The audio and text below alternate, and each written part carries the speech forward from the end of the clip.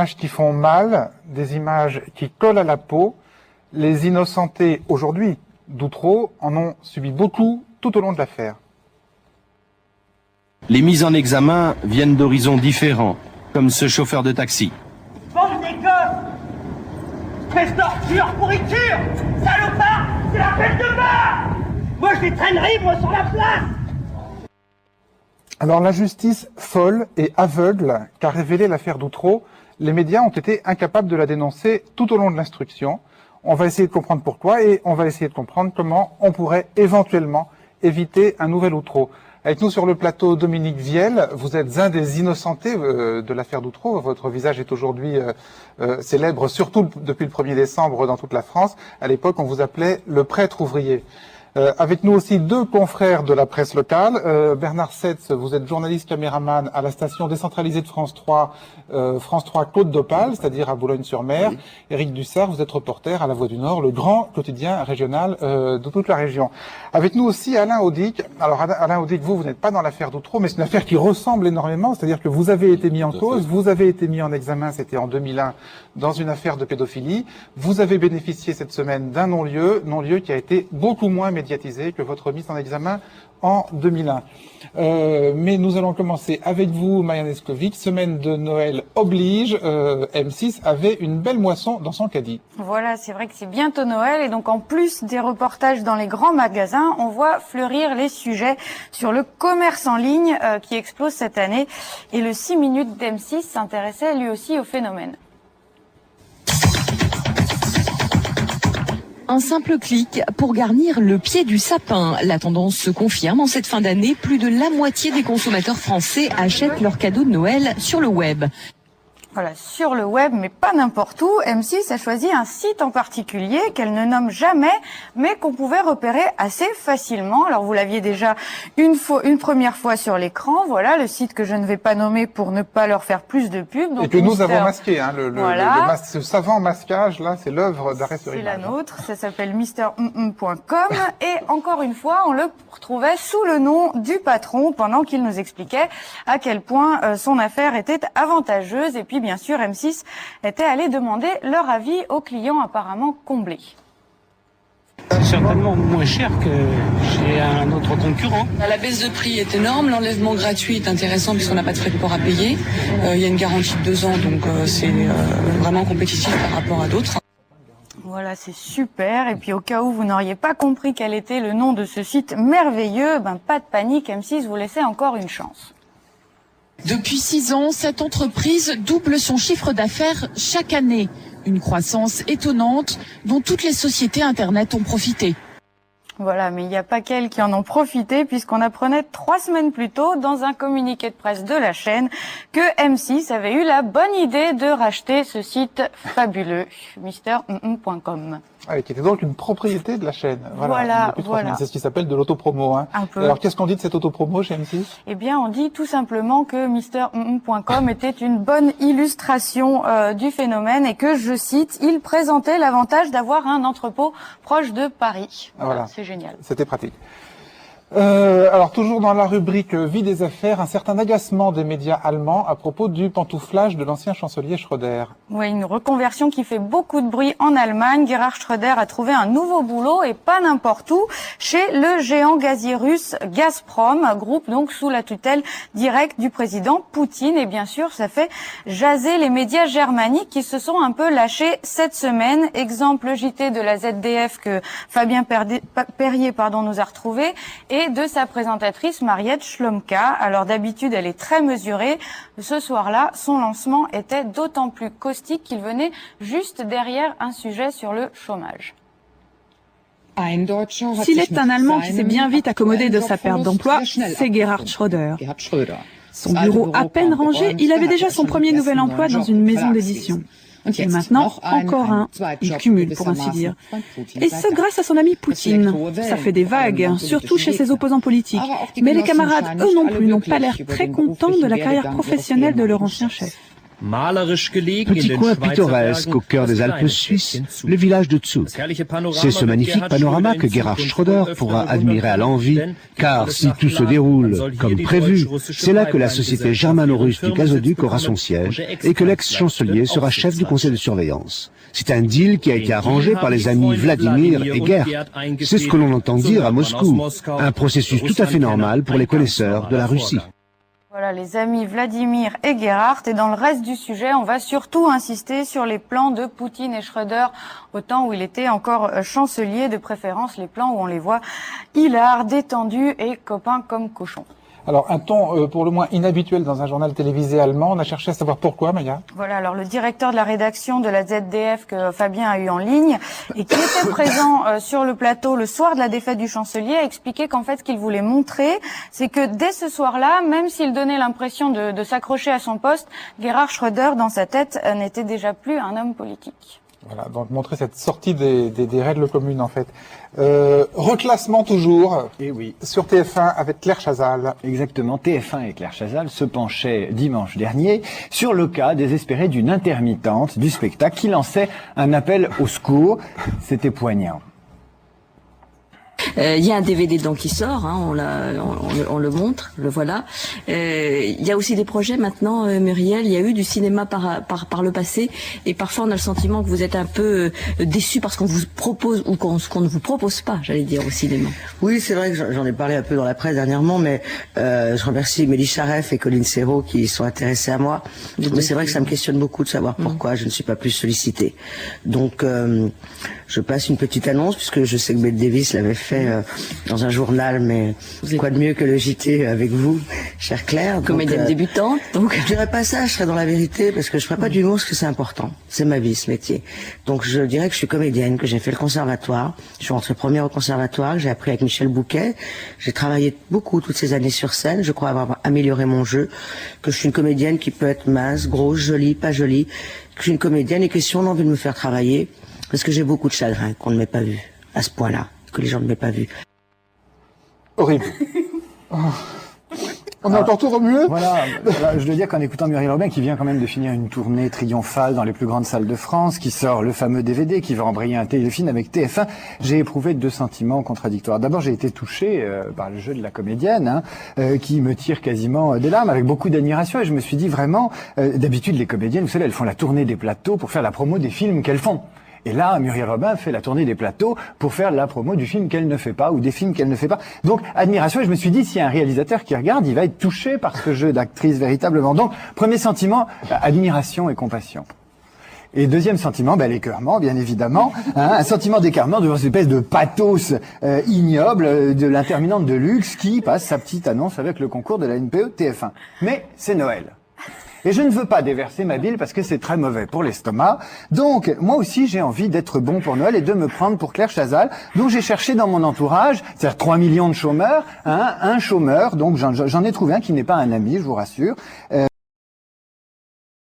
Vingtaine d'années. Il est chef de projet Internet et ça fait 2 ans, grosso modo, qu'il cherche du boulot. Alors, voilà, j'ai son CV, je l'ai pas inventé, c'est un vrai chômeur. Je le montre à la caméra. Alors, comme je peux pas vous détailler son CV, la caméra n'a rien la vu. caméra est là. Voilà. Donc, Allez, Daniel, prenez-vous aussi pour Claire Chazal, Daniel. Montrez à la caméra le CV d'un vrai chômeur. Alors lui, il a envie de bosser vraiment parce qu'il bosse pas. Muriel Robin, elle travaille, lui, il travaille pas. Donc si vous voulez lui envoyer une offre d'emploi ou savoir comment il bosse, vous envoyez à nicolas.botta, B-O-2-T-A, ou @nous avec 2o.fr. Alors il fait pas autant de choses que Muriel Robin, bien évidemment, mais il sait faire pas mal de choses. Merci pour lui. Et merci à vous. Polémique en Italie à propos d'images très fortes sur l'armée italienne en Irak, Maya. Voilà, des images tournées par un soldat italien en Irak que les téléspectateurs ont pu voir lundi dernier sur une des chaînes du groupe Berlusconi, Mediaset, dans l'émission politique de Canale 5. C'est une scène de fusillade filmée côté italien et on y voit des soldats tirer sur un ennemi invisible. La parte più corposa che mandiamo in onda subito adesso di questo video. Vediamola. Mi incassa solo in faccia è un casino. Non sapevamo adesso, vedi, fregando. Occhio, tira 2 botti per vedere se non c'è sotto l'inceppamento. Tiragli il serpente.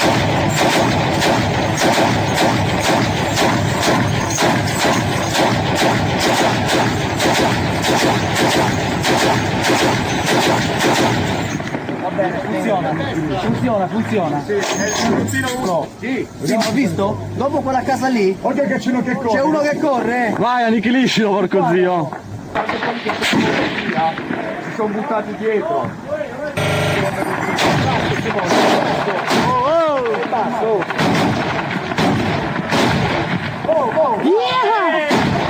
La casetta ragazzi è polverizzata.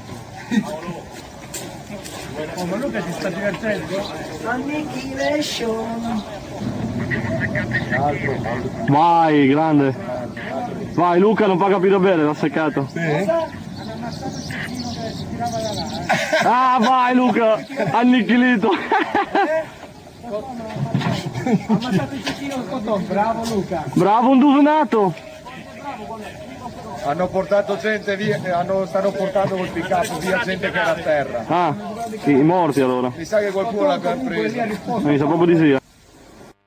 Alors, grand embarras des télés italiennes au sujet de ces images. Un résumé de l'affaire, Maya? Voilà, alors le film qui dure une dizaine de minutes devait à l'origine être diffusé sur une autre chaîne du groupe Berlusconi dans une émission satirique, sauf qu'il a été déprogrammé au dernier moment. Les responsables estimaient qu'il n'avait pas sa place dans ce genre d'émission. Alors du coup, tout le monde a crié à la censure. On a accusé Berlusconi de vouloir cacher un film qui démontrait que, contrairement à ce qu'il avait toujours dit, les Italiens n'étaient pas en Irak pour faire de l'humanitaire, mais bien pour faire la guerre. Alors devant la polémique, Mediaset a finalement trouvé une petite place au film. C'était donc dans Canale 5, dans l'émission Matrix, en deuxième partie de soirée, mais en prenant de grosses pincettes. Parmi les invités en plateau, 4 étaient plutôt pour l'intervention de l'Italie en Irak et 2 plutôt contre. Quant au présentateur, il s'est à plusieurs reprises défendu de toute tentative de censure par sa chaîne. Reste qu'on ne connaît ni avec précision ni l'identité de l'auteur des images, ni la manière dont elles ont atterri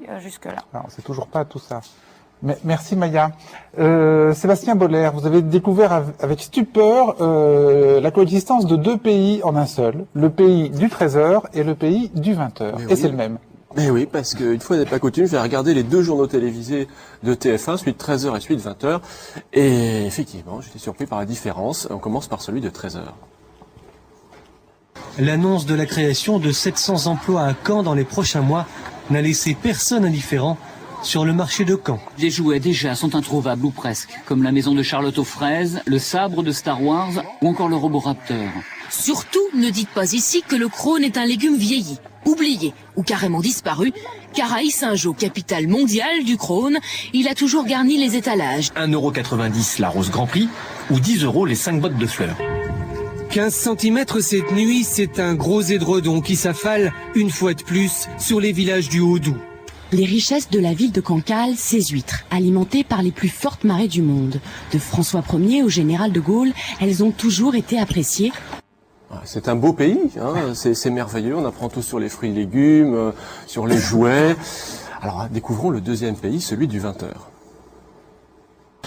5e jour de grève sur la ligne D du RER. Un train sur 3 qui circule en moyenne. Pour les usagers, le temps n'est plus à la compréhension ou la résignation. C'est la colère qui dominait ce soir sur le quai de la gare de Lyon. Les parents d'élèves de Saint-Denis n'en peuvent plus. Depuis la rentrée, ils ne cessent de protester auprès de l'Éducation nationale sur le non-remplacement des profs absents. La police espagnole a arrêté 7 Algériens soupçonnés de financer un groupe salafiste appartenant à une organisation extrémiste armée algérienne. Changement de programme, hein. Fini les fleurs, fini les jouets de Noël, en avant les grèves dans le RER, l'absentéisme des profs, le terrorisme. Alors heureusement, il restait là-dedans quand même mon petit sujet sur les huîtres que j'avais vu à 13h et que j'aimais bien. Tous ceux qui aiment les huîtres en cette période de fête savent que c'est associé à la gastronomie. Et on retrouvait ce sujet aux 20h tout de même. Sous l'hélicoptère, le phare infrarouge balaye les parcs à huîtres. À cette heure tardive, toute navigation est considérée comme suspecte. Ma première vocation, c'est effectivement de surprendre en flagrant délit les délinquants qui essaieraient donc de piller les parcs à huîtres. Ah, l'huître est devenue anxiogène à 20h. Même mon bon petit sujet sur les huîtres, c'est en faire quelque chose de stressant. Mais alors, pourquoi est-ce qu'on va réserver systématiquement des bons petits sujets réconfortants, agréables pour midi, et nous mettre au contraire des choses qui fâchent, qui stressent le soir? Moi, le soir, je me dis, c'est plutôt le moment de se calmer, de prendre un bon repas, de s'apprêter à passer une bonne nuit. Eh bien, pas du tout. Je suis complètement naïf quand je dis ça, parce qu'en réalité, le soir, le cerveau aurait besoin d'un petit peu d'agressivité. Parce qu'il y a une molécule qui s'appelle la corticostérone, qui s'accumule au fur et à mesure que la journée avance, et qui finit par donner envie d'en découdre le soir, en stimulant une zone cérébrale qui s'appelle l'hypothalamus, et qui est impliquée notamment dans l'agressivité. Alors, juste un exemple, à l'université de Budapest, il y a des biologistes qui ont mesuré cette corticostérone chez des rats pendant la journée, et qui ont vu qu'elle culminait juste avant l'extinction des feux. C'est le moment où les rats commencent à s'énerver, à se battre entre eux, à se blesser. Donc finalement, cette progression d'un pays de Candie, un pays pacifique vers un pays de stress, est une adaptation merveilleuse de la télé aux lois des rythmes biologiques, puisqu'à midi, peu de corticostérone, donc peu de sujets violents, ça servirait à rien, le cerveau n'est pas prêt. Au contraire, passer le cap des 20 heures, eh bien là, le cerveau veut sa petite dose d'agressivité. Donc quoi de mieux que des petits sujets polémiques qui énervent, sur lesquels on va pouvoir récriminer, s'indigner, critiquer les politiques, les agents de la SNCF, les profs, parce qu'à ce moment-là, on retrouve un peu sa condition de rat agressif à l'extinction des feux. Alors moi, j'ai envie de dire merci à TF1 pour avoir tenu compte de notre corticostérone, de notre hypothalamus, et de nous donner ce dont nous avons besoin au moment où nous en avons besoin. Voilà, cadeau de Noël pour la corticostérone. Nous allons maintenant revenir sur la médiatisation de l'affaire Doutreau, qui est encore dans toutes les mémoires, et notamment sur l'impuissance constatée des médias à dénoncer le naufrage, l'emballement judiciaire. Mais auparavant, Christelle Plotin, je voudrais que nous commencions ce dossier avec une autre affaire de même nature, mais qui a été beaucoup moins médiatisée. Une autre affaire, et c'est votre histoire, Alain Audic. C'est aussi une affaire d'accusation de pédophilie. Alors, je voudrais commencer par préciser que vous avez bénéficié d'un non-lieu cette semaine, mercredi, là, il y a quelques jours, un non-lieu de la cour d'appel de Douai dans l'affaire pour laquelle vous étiez donc mise en examen pour viol et agression sexuelle sur mineurs. C'est début septembre 2001 que vous êtes arrêté, c'est la veille de la rentrée des classes. Et alors ce jour-là, vous et votre épouse faites la une des journaux du soir. Madame, monsieur, bonsoir. Voici les titres que nous allons développer. Une directrice d'école maternelle et son mari mis en examen pour viol et a été écroué pour viol et agression sexuelle. Une effroyable affaire de pédophilie dans le Pas-de-Calais. C'est le mari de la directrice de l'école qui abusait des enfants. Une cellule de crise et de soutien psychologique a été mise en place pour venir en aide aux familles. Ce qui est particulièrement glaçant, c'est que la directrice elle-même lui confiait les enfants lorsqu'ils n'étaient pas sages. 4 parents de tout petits enfants avaient porté plainte au mois de juillet. Il regardait en dessous de son lit avant d'aller se coucher, voir s'il y avait quelqu'un ou s'il y avait personne, parce qu'il voulait pas aller coucher dans son lit. Il disait à monsieur Audic d'arrêter, qui lui disait que non, qu'il arrêtait pas puis qu'il l'insultait. Je trouve ça très très aberrant. Monsieur met sa quéquette dans la bouche et puis après fait ça sur la tête du petit garçon. Elle a pas voulu que je la touche, elle a dit ne me touche pas maman, ne me touche pas. Puis j'ai dit écoute chérie, je te change et je ne fais rien. En sortant du palais de justice, l'homme a perdu de sa superbe. Il vient d'être mis en examen, accusé de viol sur au moins 4 enfants d'école maternelle. Il est loin le temps de ces images. C'était en mai dernier, une allure de grand-père tranquille. Ce jour-là, Alain Audic supervise la fête de l'école. C'est le mari de la directrice. On le dit proche des enfants, trop proche pour la justice. Son épouse, la directrice de l'école, est-elle poursuivie pour complicité et suspendue de ses fonctions par l'inspecteur d'académie. Son remplaçant devra trouver un autre Père Noël pour poser à côté des enfants lors des prochaines fêtes de fin d'année. Ouais, évidemment, à revoir aujourd'hui, ça fait froid dans le dos. En tout cas, à moi, je ne sais pas ce que vous devez ressentir, mais... Tout à fait, il y avait beaucoup d'images que j'avais pas vues, si vous voulez.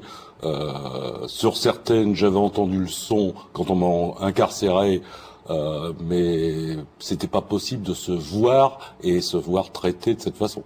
Vous n'étiez pas vu à l'époque, oui. Alors, pour revenir encore sur l'époque... Les politiques s'en étaient aussi mêlés à l'époque. Ségolène Royal, par exemple, avait souligné la qualité d'écoute d'une maman d'enfants agressés. Elle avait demandé à tous les parents d'être très attentifs aux changements de comportement éventuels de leurs enfants.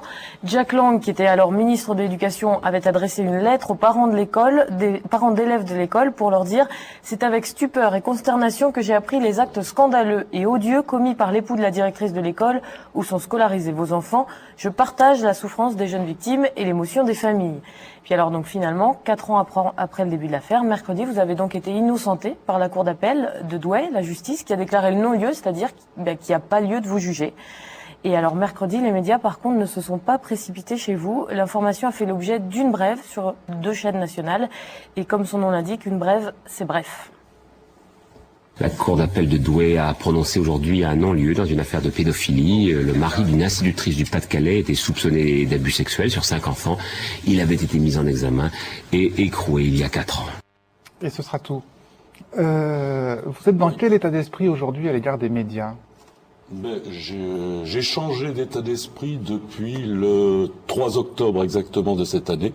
C'est-à-dire que les médias m'ont tellement fait de mal, les médias m'ont mis plus bas qu'à terre, ont mis mon épouse, nous étions l'un comme l'autre très isolés, un en prison, l'autre, en prison à l'extérieur, que j'avais dit jamais vous me verrez devant une caméra, parce que ils sont peut-être pires que tous ces gens qui accusent et jugent tout le système, parce que ils montent en épingle quelque chose, ils sont là, ils ne savent rien, mais comme lorsque je suis allé porter plainte pour diffamation, nous étions le 3 septembre, c'était la rentrée des classes.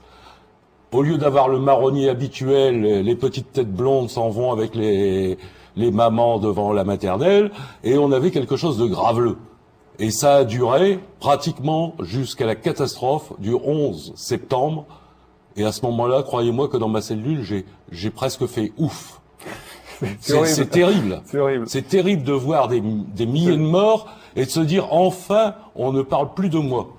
Donc le 7 octobre, Maître Berton a demandé qu'enfin cette folie s'arrête, que simplement les gens... Maître Berton qui est votre avocat. De cette année, oui. 2005. 2005, puisque ça a duré tout de même plus de 4 ans avant que... Il était temps qu'il... Oui. J'ai toujours pensé à la sérénité de la justice, qu'il lui fallait du temps et des choses, et je suis quelqu'un de très patient. Mais il y a un moment, je trouve qu'il y a peut-être un peu d'abus. Et le 7 octobre, Maître Berton me dit, si vous dites rien, jamais on saura les choses. Et bon, c'est pour ça qu'aujourd'hui, j'ai accepté votre invitation et je veux bien en parler. D'accord, mais enfin surtout entre le 7 octobre et aujourd'hui, il y a eu votre non-lieu cette semaine par la cour d'appel de Douai. Oui, mais voilà. J'allais dire, mis à part les journalistes locaux et quelques brèves dans les journaux, je fais plus du tout l'ouverture du journal de 13h, de 20h, avec des images. C'est-à-dire qu'à l'occasion du non-lieu, pour qu'on sache bien, à l'occasion du non-lieu, personne ne vous a sollicité, aucun journaliste, aucun média national ne vous a sollicité. National, non. LCI est venu à la maison, a fait des images, FR3 est venu faire des images, mais je regarde sur Internet, puisque j'habite maintenant à 1000 km de Lille, j'ai toujours pas vu ce qu'ils ont venu tourner, mais à un moment ils avaient perdu le caméraman. Alors peut-être qu'ils ont perdu les images en même temps. Oui, voilà, parce que vous habitez dans le sud de la France et je crois que les images ont été tournées pour France 3 Lille. Voilà. Oui, pour France 3 Lille. Donc de France 3 Midi-Pyrénées, ça a été tourné pour France 3 Lille, mais ça j'ai bien qu'Internet s'est pas mis à jour en temps réel. Ah si, normalement si, ça va très vite avec Internet. Avec quelques heures de différence, j'allais dire, j'ai jamais vu les images qui ont été tournées chez moi. Oui. Mais vous auriez espéré une couverture médiatique cette semaine équivalente à la couverture médiatique d'il y a 4 ans ou... Ça c'est pas possible puisque ça se dirait tous les jours à tous les journaux. Alors, si vous voulez, je ne souffre pas du tout du syndrome de Munchausen. Je ne désire pas que ma tête soit à la télé tous les 5 minutes. Mais je voudrais tout de même que, au lieu de le dire en murmurant, on le dise haut et fort. Vous avez quelqu'un qui est allé porter plainte pour diffamation. Le système a tout retourné. On a dit vous pouvez pas porter plainte parce que d'autres ont déjà porté plainte. Et vous vous retrouvez dans une cellule, enfin en garde à vue, dans une cellule. À partir de ce moment-là, on commence une enquête. Et puis après, on se dit, il faut bien que le gars qu'on a mis en prison, il y soit pour quelque chose. Voilà. Donc, on fait une instruction et on fait comme un pulse, on essaie de le rentrer de force. D'accord. On va y revenir, mais simplement sur cette sous-médiatisation de votre non-lieu. Évidemment, il y a la dimension de réparation pour vous qui est importante. Puis il y a aussi le fait d'informer les gens. Est-ce que vous avez l'impression qu'aujourd'hui, dans votre ancienne région, dans la région où votre épouse était directrice d'école, il y a encore des gens qui vous pensent coupable? Je pense, il y en aura toujours. Vous savez, moi j'ai dit toute ma vie, il n'y a pas de fumée sans feu. Et je croyais dire quelque chose de normal. Aujourd'hui, c'est un proverbe que je peux plus entendre parce que je sais que ça peut exister, si vous voulez. Alors, on va venir, Éric Dussart, tout à l'heure sur Outreau, mais on a regardé La Voix du Nord sur l'affaire de Monsieur Audic. Et alors là, ce qui nous a frappé, c'est que dès le début, vous êtes extrêmement prudent et extrêmement respectueux de la présomption d'innocence, et notamment très critique à l'égard de Jack Lang, dont on a vu la situation très surprenante tout à l'heure. Oui, c'est le deuxième jour l'intervention de Jack Lang, en effet, enfin l'intervention par l'intermédiaire d'une lettre. Le premier jour, le jour de l'arrestation de Monsieur Audic, on n'avait pas beaucoup d'éléments. On avait juste cette grille de l'école maternelle et puis des rumeurs et rien d'autre. Le parquet ne communique pas. Donc la seule possibilité pour nous d'en savoir un peu plus, parce que le village bruit de rumeurs, Monsieur Audic, depuis plusieurs jours. Vous-même, vous le savez, alors que vous êtes loin de Bucois. Donc on sait tout ça et on n'a aucun élément concret. Alors, ce qu'il faut faire, de notre point de vue à ce moment-là, c'est d'aller dans le village, d'essayer de savoir qui est Monsieur Audic, de savoir qui sont ces enfants-là. Ouais, le doute vient rapidement, assez rapidement, parce que personne, et même dans les proches des enfants, personne ne nous dit ce que sont exactement et de manière concrète les accusations. Et puis les quelques traits. C'est-à-dire que vous rencontrez les mères de famille qu'on a vu tout à l'heure. Parce que c'est difficile tout de suite. Elles sont à la gendarmerie parce qu'on ne peut pas approcher. Parce que voilà. les chaînes de télé, ils les ont trouvées. Ils sont passés sur la 1, la 2, la 3. On les a vus partout. C'est toujours les deux mêmes. Mais il faut dire qu'on était dans une période préélectorale et que certaines personnes se sont chargées de prédire les médias. Ils l'ont écrit noir sur blanc au moment des élections.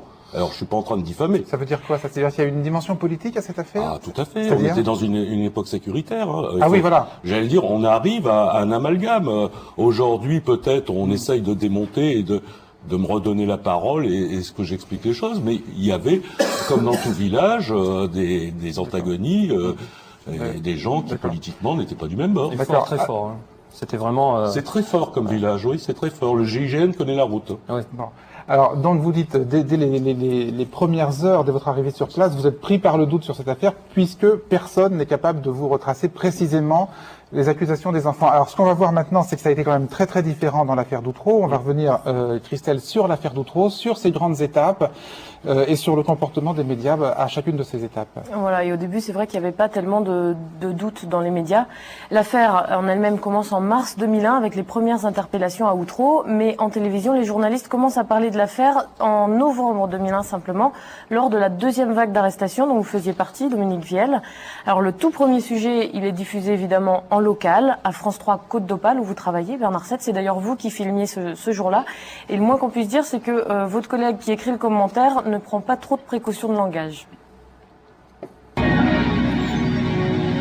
La pauvreté et les dettes, voilà ce qui a poussé une famille d'Outreau à prostituer ses 4 jeunes enfants.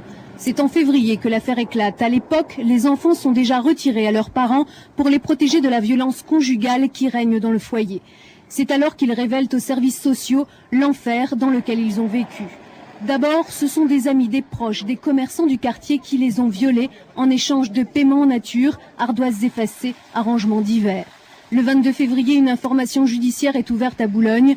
Une dizaine de personnes sont mises en examen, certaines sont incarcérées.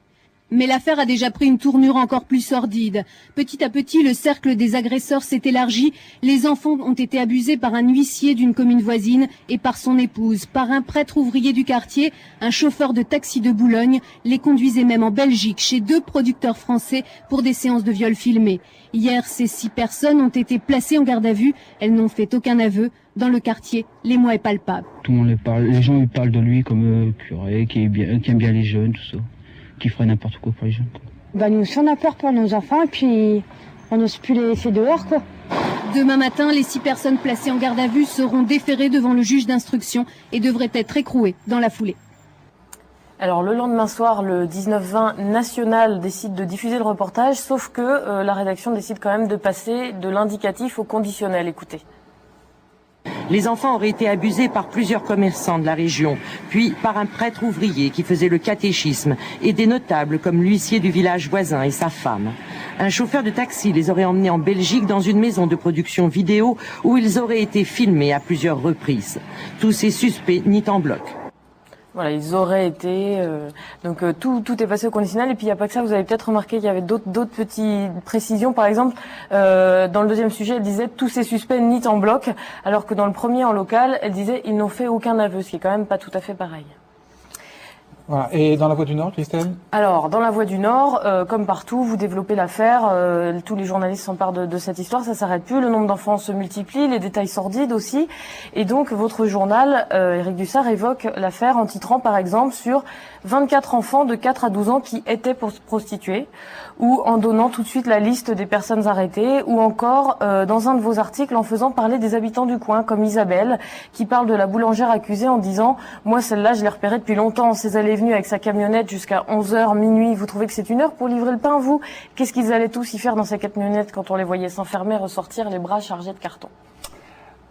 Alors, les précautions, Dominique Viel, les précautions qu'ont prises certains médias et pas d'autres, hein, les conditionnels, les suspects nient, est-ce que... je crois qu'il faut remonter beaucoup plus haut. Il faut remonter beaucoup plus haut. Si la presse est tombée dans le panneau, c'est parce que la presse recherche des événements comme cela. C'est une affaire qui aurait dû être traitée dans les petites colonnes faits divers. Elle recherche. Pourquoi elle recherche? Elle le recherche parce que quand elle en trouve, elle joue le jeu et elle fait monter la sauce. Et je pense que il doit y avoir aussi des causes externes, mais ça, on en parlera plus tard, si un jour j'ai l'occasion. Mais je pense, si vous voulez, que là, la presse, elle a un sacré mea culpa à faire, comme les juges, qui, vous avez sans doute vu l'article aujourd'hui du Monde, qui sont en train de te très très très mal à l'aise. Eh bien, je crois que pour la presse, ça doit être la même chose. La différence, c'est que les juges, ils ont des autorités supérieures, tandis que la presse, j'ai pas entendu dire qu'il y avait des autorités supérieures qui pouvaient agir, à moins que vous m'en informiez. Non, de fait, il n'y en a pas. Il y en a pas. Non, de fait, il n'y en a pas.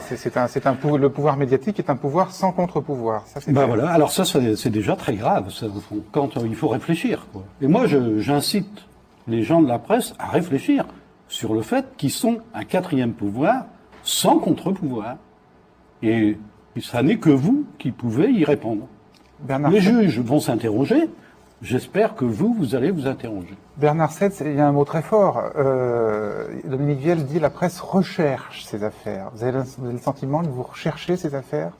Là, je ne serais pas tout à fait d'accord avec M. Labbé. L'affaire a commencé en mars. Elle paraît dans la presse en novembre.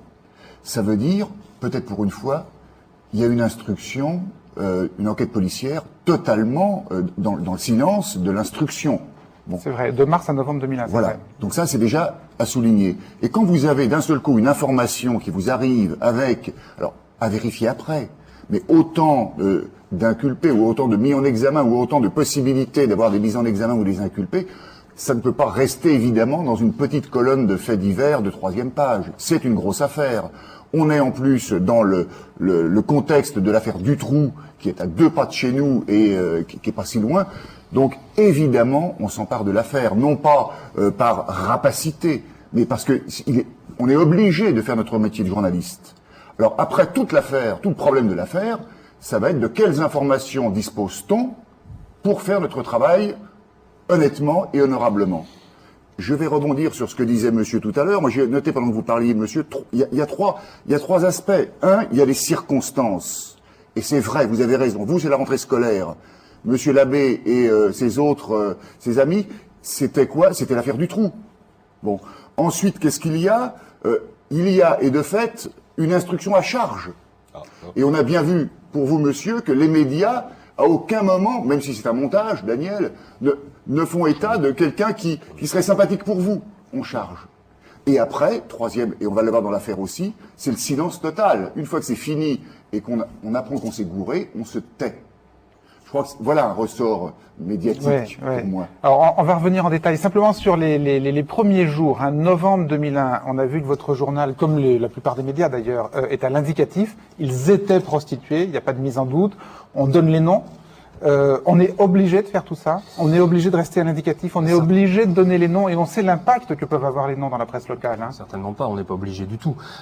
Simplement, on est à ce moment-là devant quelque chose de très fort. Alors, je vais m'associer à ce qui vient d'être dit pour préciser à Monsieur Viel qu'on ne recherche pas une affaire comme celle-là. Simplement, effectivement, au bout de quelques mois, comme à Bucquois d'ailleurs, il y a la rumeur qui gonfle, et qui, dans le tout premier papier de la Voix du Nord, je l'ai pas vu là, mais on cherche à mettre les choses au point en fait, et à pas laisser dire, voilà. Alors le problème, c'est qu'après, les noms. Qu'est-ce qui fait qu'on les donne pas? Est-ce qu'on réfléchit? Est-ce qu'on se dit mais à partir de quel moment on va les donner?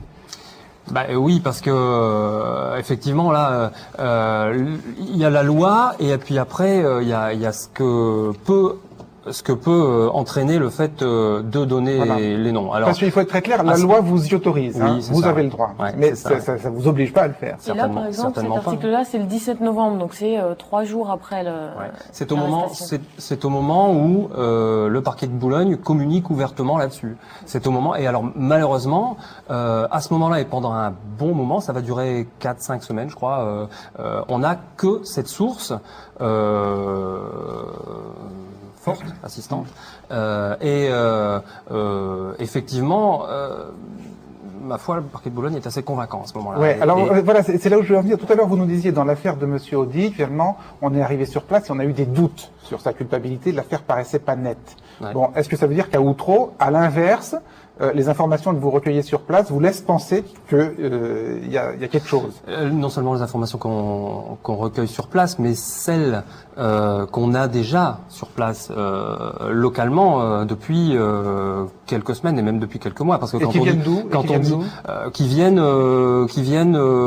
je crois aussi de l'entourage du palais de justice en fait. C'est-à-dire concrètement du parquet, de l'accusation. Et qui certainement, et puis peut-être aussi des premiers représentants des avocats, des premiers représentants des enfants, pardon. Qui sont à cette époque-là, dans les premiers temps, les seuls à parler, c'est-à-dire que les personnes mises en cause de et qui sont extrêmement choquées. Ouais.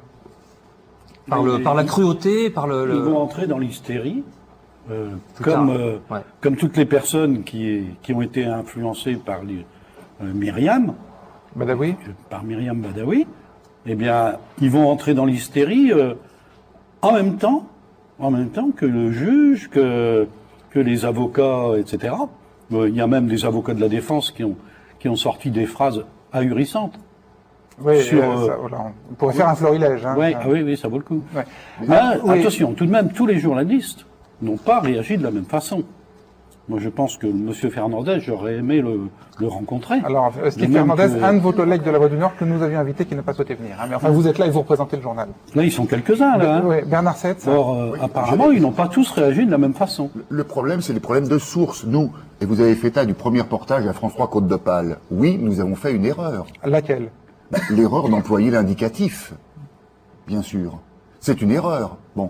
Corrigé ensuite par le réseau de France 3 tout de suite, et cette erreur nous a permis d'ailleurs ensuite de faire type dans notre réunion en disant soyons prudents, attention. Et je crois qu'à France 3 Côte d'Opale, justement, on verra probablement d'autres reportages, on a été très prudent et on a bien fait notre travail. Mais le problème, c'est le problème des sources. Ce premier reportage, on a vérifié nos informations, et les informations de sources policières très proches de l'enquête, pour pas dire dans l'enquête, nous ont dit c'est béton, allez-y. Voilà ce qu'on nous dit. Mais comment ça se fait que les Belges, eux, ils n'ont pas eu la même Alors, les Belges, alors on va arriver aux Belges, puisque effectivement c'est le deuxième stade, si vous voulez, c'est que très vite l'affaire se développe, entre guillemets, autour du thème d'un réseau international avec des connexions internationales. Voilà, international, en fait, c'est la Belgique, comme vous disiez tout à l'heure, la Belgique dans le nord, c'est à 2 pas de chez nous, c'est à 130 km d'Outreau, mais quand même, le réseau international, ça fascinait les journalistes. L'enquête autour de ce réseau a même pris une dimension internationale, car ces jeunes victimes étaient emmenées ici, à Ostende, en Belgique, pour le tournage de films à caractère pédophile. Une manière pour les parents d'arrondir des fins de mois difficiles. Voilà, et alors à la même époque, la télévision belge, elle était allée enquêter à Ostende aussi. On avait d'ailleurs reçu ici à Arrêt sur Image le journaliste qui avait fait l'enquête, Georges Huercano Hidalgo, et dans son enquête, eh bien, il démentait l'existence des sex shops. Une autre piste mène vers Ostende cette fois. Un sex shop officiel ou clandestin aurait servi à écouler des photos et des films à caractère pédophile. Les propriétaires seraient 2 Français habitant Boulogne, les Legrand père et fils. Cette fois encore, les enquêteurs feront chou blanc. Aucune trace de ce sex shop. Et alors, dans toutes ces rumeurs, il était aussi question d'une ferme, elle aussi en Belgique, où se seraient déroulées des séances filmées d'orgies pédophiles. Alors, cette ferme, on l'a vue et revue dans les JT français de l'extérieur, mais un seul journaliste est allé à l'intérieur, et c'était le même confrère belge. Voilà, dus hier is ook ingedaan. Ja, zijn hier overal. Maar selon les déclarations de Myriam Delay, c'est dans ce hangar que le matériel vidéo était caché. Mais les perquisitions n'ont rien donné. Difficile d'imaginer ce couple de retraités en train de torturer des enfants. L'enquête ne paraît d'ailleurs pas trop les inquiéter. Voilà, et puis vous aussi dans La Voix du Nord, vous avez montré cette ferme en photo. Voilà, on la voit avec comme légende le hangar de la ferme où était tournée une partie des vidéos pornographiques. Toujours un indicatif. Hein. Alors ça pose un autre problème. Bon, on a vu dans les premières heures, le parquet crie très fort, les policiers sont très affirmatifs, les parties civiles, les représentants des enfants. Bon, mais ensuite il se passe 4 ans quand même. Il se passe 4 ans entre 2001 et aujourd'hui, il se passe 4 ans. Il y a ces rumeurs de ferme. Pourquoi un journaliste de la RTBF, de la télévision belge, peut y aller et recueillir des témoignages qui montrent qu'il ne se passait pas grand-chose dans cette ferme, et pourquoi aucun journaliste français ne peut y aller? Il se passe 4 ans pour que la justice fasse marche arrière. Il se passe 5 semaines pour que une certaine presse, et il se trouve qu'on en fait partie, commence à faire état de doute. Et fasse marche arrière à ce moment-là. Vous êtes comme tous les confrères français, vous avez montré cette ferme de l'extérieur pour... Ouais, qu'est-ce qui fait qu'on n'a pas l'idée? On entend parler d'une ferme où se passent des trucs effroyables. C'est à 100 km ou 140 km. Si, on y va regarder, il y a la photo dans le journal. Pourquoi on rentre pas? Pourquoi on ne demande pas aux fermiers? Parce qu'il y a une grosse difficulté à propos de cette ferme, comme à propos du sex shop. Hein, on a dit c'est celui-là, et puis comme à propos de tout un tas d'autres accusations, c'est qu'elles sont absolument pas étayées. On ne sait pas la ferme. La ferme, on ne sait pas si c'est celle-là. Vous la montrez, vous montrez la photo. Les policiers français. Vous montrez la photo, vous dites c'est là que ça se passait. S'il vous plaît, avec sous la photo, une légende, je crois, qui dit les investigations n'ont rien donné. Non, où était tournée une partie des vidéos pornographiques. Attendez, je l'ai. Oui. Alors, Christelle, est-ce qu'il y a une légende? Alors, la légende s'arrête à une hangar de la ferme où était tournée une partie des vidéos pornographiques. Si on s'arrête à la légende de la photo, il n'y a que ça. Ouais, enfin, bon, on va le retrouver. Non, mais Éric Dussart, ça pose le problème de l'enquête. Pourquoi on contre-enquête ça? C'est un peu plus tard, alors. C'est un peu plus tard. Voilà, non, Éric Dussart. Parce qu'on cherche, je cherche juste à comprendre. On cherche à contre-enquêter, comme vous dites, simplement enquêter sur quoi? Sur quoi? Parce qu'on n'a rien. On ne sait toujours pas. Moi, je veux bien qu'on peut se replacer dans le contexte actuel, mais il faut se replacer avec tout ce qu'on sait aujourd'hui. Monsieur Viel, 2 fois à Saint-Omer et à Paris, les policiers sont venus nous dire que eux-mêmes, quand ils étaient dans la ferme. Vous voulez dire au procès, hein? Ouais, c'est ça. Ouais. Et ils nous ont raconté comment ils avaient trouvé la ferme avec les enfants, avec les voitures. Bon, eux-mêmes à ce moment-là ne savent pas s'ils sont dans la bonne. Alors, moi, mon collègue qui est devant cette ferme, il ne sait pas s'il est devant la bonne. En tout cas, le lecteur de La Voix du Nord, il sait que c'est dans cette ferme qu'étaient tournées les vidéos pornographiques, puisque c'est ce que le journal lui dit. Bernard Setz, même question. Oui. Pourquoi on n'y va pas? Pourquoi on n'enquête pas? Alors, parce que, bon, je représente François Côte-de-Pal, on est à Boulogne-sur-Mer, on est 3 équipes de journalistes. C'est France 3 Lille qui a pris le relais, et nous avons des accords, nous, avec la RTBF, des accords de parrainage dans le cadre de l'Eurorégion, comme on appelle, au télévisuel aussi. Et donc, je pense que au niveau régional, on a repris les images de RTBF. C'est pas un journaliste de François Côte-de-Pal qui a été en Belgique. En revanche, et dans le reportage journal, on souligne un sex shop à Boulogne. Boulogne-sur-Mer, il y en a un. On peut pas se tromper. On ne l'a jamais filmé. On m'a envoyé le film. Un matin, justement, plutôt que d'aller en Belgique, allons. Et on a refusé de le faire. Alors non pas dans un combat avec le rédacteur en chef, etc. Dans une discussion, on s'est dit, il y a trop peu d'éléments pour soutenir cela. Si jamais le propriétaire du sex shop n'y est pour rien, il y en a un à Boulogne, on le montre du doigt. Bon, on a aussi, vous avez dans le reportage qu'on a montré tout à l'heure, une plaque d'huissier. C'est la plaque de Monsieur Maréco. C'est moi qui l'ai filmée. Je me suis arrangé pour que, à la fois, elle soit significative et suffisamment large, j'allais dire, pour qu'on ne puisse pas reconnaître sa maison. Nous, à Boulogne-sur-Mer, on a le souvenir de l'affaire Jourdain, qui est une affaire antérieure, où quelqu'un a brûlé le domicile des deux accusés. Donc on a ça aussi en mémoire, nous, à Côte-d'Opale, et à la Voie du Nord aussi. Donc on est évidemment beaucoup plus prudent pour ça. Matériellement, il n'y a rien. Tout repose sur des témoignages. Et très vite dans l'enquête, les témoignages vont commencer à se percuter, et notre seule source d'information, ce sont les avocats. Mais l'avocat de M. Vielle, évidemment, mais aussi de Myriam Badawi, qui dit évidemment l'inverse de ce que dit l'avocat de M. Vielle. Bien sûr. Alors comment s'y retrouver? Alors Bernard Vette, si vous êtes venu ici, c'est parce que vous nous avez écrit spontanément après l'acquittement pour vous dire que vous n'étiez pas très fier du traitement médiatique en général et de celui des journalistes régionaux en particulier. J'ai envie de vous demander à tous les deux, si c'était à refaire aujourd'hui, qu'est-ce que vous feriez autrement? Quelles enquêtes vous feriez, quelles enquêtes vous ne feriez pas, quels articles vous écririez, vous n'écririez pas, qu'est-ce que vous feriez autrement? Je vais vous répondre et je vais répondre en même temps, Monsieur Vielle. Effectivement, on n'a pas d'autorité supérieure, on n'a pas de conseil de l'ordre, on n'a pas nous, on a de temps en temps nos pairs qui critiquent ce qu'on fait et c'est très bien comme ça quand c'est bien fait. Mais il y a donc en ce qui concerne la justice une enquête parlementaire. Nous, on n'a pas d'enquête parlementaire, on n'a pas tout ça. Alors ce qu'on a fait depuis c'était en 2003, on a réuni tous les gens qui touchent aux faits divers dans les éditions locales et dans les différents services, enfin peut-être pas tous mais une grande partie. On a il y avait je crois un photographe, il y avait JT aussi, il y avait tout ça a été mené par un rédacteur en chef adjoint qui sait de quoi il cause quand il parle de faits divers et de rubriques judiciaires. Et vous avez décidé quoi? Et on a relu tout ce qu'on a fait sans concession, et on a établi un document, je sais pas comment il faut l'appeler, on a établi un document qu'on a distribué à tout le monde et qui appelle à plus de prudence, à moins d'indicatifs quand on n'est pas sûr et quand la décision de justice n'est pas prise et à toutes ces choses dont on parle depuis un quart d'heure. Je crois que vous aussi à France 3 vous avez eu. Voilà, alors à France 3, je veux dire, j'ai eu un peu honte de fait. Évidemment, quand on a travaillé sur des mis en examen qu'on a mis égal coupable et qu'ils sont innocents, vous ne pouvez qu'avoir honte. Et c'est ce que je vous ai écrit dans un petit mail.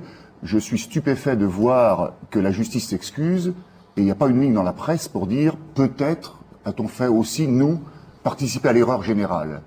Et je suis content que M. Vielle soit là pour lui dire en face que de fait, si on a fait des erreurs, on s'en excuse. À France 3 Côte-d'Opale et à France 3 en général, il y a aussi maintenant une commission qui est mise en place. Elle a déjà travaillé, par exemple, sur les violences urbaines, immédiatement, pour voir qu'est-ce qu'on pouvait faire, qu'est-ce qu'il ne fallait pas faire, quelles précautions il fallait faire, tout en gardant, attention, le regard sur l'information à donner. Parce qu'il ne faut pas non plus ne plus rien dire, parce qu'on risque de déraper. Bon. Et sur l'affaire Doutreau également, la commission s'est réunie ou va se réunir très prochainement. Et puis à France 3, Côte-d'Opale en particulier, maintenant nous avons ouvert à des stages sur la justice. Moi-même j'ai fait un stage sur le droit de l'image. Est-ce qu'il faut flouter? Est-ce qu'il faut montrer tout? Comment on peut faire? Sur la justice, les faits divers, les traitements, etc. Sur le floutage, il y a des lois qui sont précises, et notamment depuis la loi Guigou, on ne montre pas le visage d'une personne si elle est entravée. Voilà, c'est pour ça qu'il y a une très belle image de l'abbé Vielle où on le voit plein pot visage et un floutage qui fait la moitié de l'image sur ses menottes. C'est totalement stupide. Enfin, il y a eu toutes sortes de choses sur le floutage. On va pas revenir sur le détail. Mais maintenant, nous avons des cellules de réflexion à l'intérieur de nos rédactions sur ces chemins. Dominique Vielle, ce que vous venez d'entendre vous satisfait-il? Est-ce qu'il vous semble que ce sera suffisant? Oui, bien sûr. Je suis très très content d'entendre des excuses de la part d'un journaliste. Mais il y a tout de même des journalistes qui ont été très très forts. Dupire en particulier, FR3, Lille. Je dis les noms parce que moi, j'estime que eux doivent dire quelque chose. Alors Dupire, qu'est-ce qu'il a, qu'est-ce qu'il a fait que les autres n'ont pas fait? Il a dit que je violais les enfants au catéchisme, vous voyez, donc. Au catéchisme. 20 ans avant, quoi. Je sais pas où il a eu ces renseignements. J'attends qu'il me les explique. Et puis, tout de même, ça me paraît fort important, tout de même, que maintenant les journalistes revoient les affaires comme la passagère du RERD, le bagagiste de Roissy. C'est tout de même plusieurs affaires, les unes à côté des autres, qui sont de l'hystérie. Et d'hystérie médiatique. Non, mais là, qui ont même emporté les politiques. Donc je pense que là, il y a tout de même quelque chose à faire. D'accord, mais quoi? Mais quoi? Ça, c'est votre problème, c'est pas le mien. Oui. C'est comme on me demande qu'est-ce qu'il faut faire pour que la justice soit différente. C'est pas mon problème, c'est le problème des professionnels. Non? Monsieur Audic, sur ce que vous venez d'entendre de la part de nos deux confrères, est-ce que ça vous paraît suffisant pour que de tels dérapages ne se reproduisent pas? Moi, ce que je reprocherais peut-être au journalisme en France, c'est qu'on n'a pas, un peu comme la Belgique a eu, un journaliste qui travaille, même après que tout ça a éclaté, en longtemps, en fond, et qui refasse, comme on dirait, une contre-enquête. Il n'y a pas de contre-pouvoir. Le journaliste est un métier noble. Bon, ce métier, si on se contente de prendre les dépêches qui tombent de l'AFP, de les mettre en bâche et de mettre des titres comme ça, pour moi, messieurs, vous n'êtes pas des journalistes. Excusez-moi de vous le dire. Éric Dussart. Oui, il a raison. Simplement, là, très précisément, je vais peut-être donner le sentiment de me répéter, mais il faut pas croire qu'on n'a pas travaillé. Simplement, on travaille sur il y avait une avocate qui a dit on travaille sur du sable et tout ça, tout ça. Très sincèrement, nous Éric glisser Dussart, entre les mains. On a travaillé, on a enquêté. Vous êtes journaliste, vous êtes enquêteur, vous êtes grand reporter. Est-ce qu'aujourd'hui vous vous dites pas, j'aurais bien aimé être celui qui révèle que le sex shop n'existe pas. J'aurais bien aimé être celui qui révèle qu'il s'est rien passé dans la ferme. Non? Bah, si, bien sûr. Bien sûr, mais moi je crois appartenir au journal qui le premier a émis des doutes. Bon, alors effectivement, dès le mois de janvier, vous avez suivi les Belges et ensuite Garcia au Monde. Et après, vous, effectivement... Non, prenez des dates, monsieur Viel, je vous jure. Non, c'est vrai que dès le mois de janvier, dans un article, votre collègue Laurent Renaud dit qu'il faut prendre du recul, que le dossier est truffé de contradictions. Oui, non, mais attendez, moi je veux bien, mais je me mets dans la peau du lecteur. Entre ce petit article qui dit effectivement... Non, c'est pas un petit article, attendez, il y en a une demi-page. Prendre du recul sur l'affaire. Non, il n'y en a pas une demi-page, ça fait le haut de la page. Prendre du recul sur l'affaire. Non, c'est ça, monsieur Schneiderman, s'il vous plaît. Alors, s'il vous plaît. Oui. On est au moment où la police fouille dans les jardins. La page, on a la page système. Moi, j'ai un article du 18 janvier qui s'appelle Prendre du recul sur l'affaire et où effectivement c'est. Est-ce que vous savez ceux la caméra, du dimanche 13 et lundi 14 Donc c'est l'article cerclé d'orange. Donc ça fait quand même, Éric Dussart, le haut de la page. C'est ce que j'appelle. Vous êtes le quelle date? C'est ce que j'appelle un petit article. On est le 18 janvier 2002. Bah moi je suis le 12 janvier et déjà à partir du 12, 13, 15 janvier, on revient en arrière, on émet des doutes.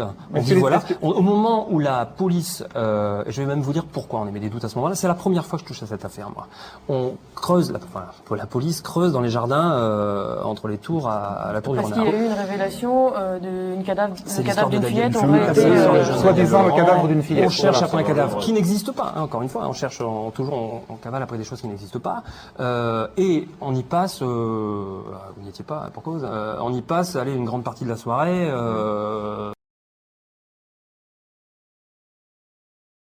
un responsable du service régional de police judiciaire de Lille qui me dit, et à qui je demande, vous voyez comment ça se passe, on est sur un trottoir, c'est comme ça qu'on essaie de... Voilà. Je lui demande pas de me dire ce qui se passe à l'intérieur, je suis plus un perdreau de l'année, je sais ce qu'il peut me dire et ce qu'il va pas me dire. Simplement, Vous demandez quoi? Je lui demande s'il y en a pour longtemps, si on avance, si on va passer une deuxième nuit après ici. Enfin, vous voyez, il me dit textuellement, le juge là, si on le laisse creuser comme ça, on va arriver au métro de Lille, on n'aura toujours rien trouvé. Ça donne quand même une indication de la crédibilité que ces fouilles-là et que tout ce travail-là a auprès du SRPJ de Lille. Juste une question de curiosité, cette citation-là extraordinaire, vous l'avez écrite? Non, je l'ai pas écrite Pourquoi parce que j'avais pas envie. Parce que j'avais pas envie de. C'était comme ça sur un trottoir. Je sais pas si elle était d'accord. Je sais pas.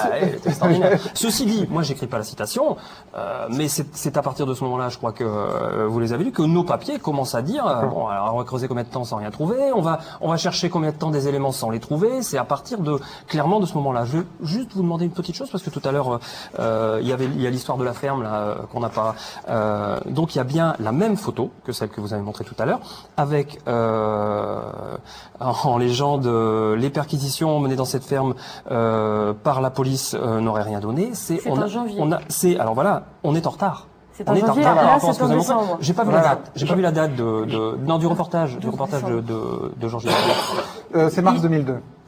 Mars 2002. Eh ben, janvier, nous. Oui. 11 janvier, nous. Oui, n'aurait rien donné. N'aurait rien donné. Là, il y a un conditionnel. Et alors, je vais vous dire, je vais être, évidemment que j'aurais aimé être clairement dire non, la Belgique, il n'y a rien, c'est sûr. Le sex shop, il n'existe pas, c'est sûr. Évidemment, tous les gens qui ont la carte de presse, la même carte de presse que nous, auraient aimé ça. Ce que j'ai juste envie de savoir, c'est la prochaine fois, à supposer que ça se reproduise cette ferme, vous aurez envie d'y entrer, vous aurez envie d'interroger les fermiers, vous aurez envie de tirer ça au clair? Bah, si c'est possible, c'est pas moi qui y étais, mais si c'est possible, ouais, il faut le faire, évidemment. La prochaine fois, il faut le faire. Je vais juste vous dire à quel point tout ça, ça va sur pas grand chose, quoi. Ça va sur pourquoi on va à la ferme, on n'y va pas. C'est dommage qu'il est pas là, peut-être il y est allé, j'aurais dû lui demander, tiens, je sais pas. Bon, mais pourquoi on pose la bonne question ou qu'on la pose pas? Alors ça tient quoi? Bucquoy ou trop, c'est la même rédaction de La Voix du Nord. À la même époque. Moi, grâce des 2 mois d'écart, on est en 2001, en septembre et en novembre. Regardez les traitements. Moi, ça tient quoi? Ça tient quoi? Ça tient à un moment. On n'y croit pas. On pose la bonne question, on pose pas la bonne question. On se plante, on se plante pas. Ça tient à quoi? Ça tient à quoi? On y croit, on n'y croit pas. On se plante pas. C'est important quand même. Ça tient à quoi? On est dans de bonnes dispositions, un autre jour dans d'autres. C'est une personne, c'en est une autre. Me faites pas dire. Mais vous savez bien que voilà quoi. En fonction de qui et où, à quel endroit, à quel moment, on n'a pas les mêmes résultats. Regardez. Bien, Marcette. Bah oui. Ce qu'il faut. On parlait d'enquête. Il faut bien voir dans nos petites rédactions et même la rédaction de France 3 Nord-Pas-de-Calais, qui est une rédaction relativement restreinte. On n'a pas les moyens, soyons clairs, d'avoir un enquêteur sur cette enquête-là. Nous, on fait un travail au jour le jour. Donc l'enquête qu'on va faire, c'est une enquête de proximité pour le journal du midi, parce qu'il faut donner l'information à midi, puis ensuite éventuellement la retravailler pour le soir. France 3 Côte-d'Opale, 80 sujets sur l'affaire d'Outreau. France 3 Lille, plus de 250. Alors bien sûr, au milieu de ça, il y a eu des erreurs de fait, et je les souligne et je le redis. Mais essayons de voir aussi l'ensemble du travail qui a été fait. Bien sûr. Et l'image d'ensemble qui a été fait, je pense, est beaucoup plus positive que le reste. Malheureusement, et je suis pas sûr que vous convainquiez Monsieur Viel. Non, je ne peux pas le convaincre parce qu'il a pris de plein fouet évidemment les dérapages. C'est pas moi, c'est ma famille. De notre part et vous aussi. Voilà. C'est ma famille. Moi, j'ai rien senti parce que j'étais en prison. J'ai pas lu la presse et j'ai pas vu la télé. Et c'est maintenant que je m'aperçois des bêtises qui ont été écrites. La famille de Monsieur Viel, qui soit dit en passant, contribue à renverser le mouvement. Et puis même en expliquant, on ne peut pas, c'est Pierre Martel qui le disait encore il y a 15 jours. Le chauffeur de taxi, le chauffeur de taxi d'Outreau, qui disait il y a 15 jours, moi j'ai passé 4 ans lors de l'instruction à répéter au juge, donnez-moi des dates, donnez-moi des éléments concrets, je vous montre mes agendas et vous verrez. Il y avait pas ces éléments-là. Et nous, on était confrontés au même problème. Je m'associe à ce que dit Bernard pour l'histoire de l'indicatif, pour les premiers jours, on doit pas suivre aveuglément, voilà ce que dit l'accusation, c'est certain. Simplement après, on fait un travail avec les éléments qu'on a. C'est pour ça que je dis que votre famille, Monsieur Viel, nous a aidé à ça. Oui, enfin les éléments qu'on a et les éléments qu'on cherche. Et les éléments qu'on cherche, les éléments qu'on trouve et qu'on trouve pas. Les éléments, on les cherche, on les a pas comme ça. Non, ça simplement, on y passe du temps, c'est pas toujours. Vous parlez de la famille de Dominique Viel, juste un point de détail, Dominique Viel a fait une grève de la faim assez longue. Quand on fait une grève de la faim, c'est pour alerter les médias. Non, c'était comme une protestation pour moi, pour ma famille et pour le comité. C'était pas pour les médias, parce que les médias n'en ont pas entendu parler. Non, ils en ont pas parlé du tout. Au national, en télé, en tout cas, on n'a pas du tout entendu parler. Et en local, simplement, il y a eu... Ce que vous dites, c'est que vous ne l'avez pas fait pour alerter l'opinion. Non, c'était pour alerter ma famille. C'était pour soutenir ma famille dans ce qu'elle cherchait à faire basculer le comité de soutien. C'était beaucoup plus pour ça que pour l'opinion...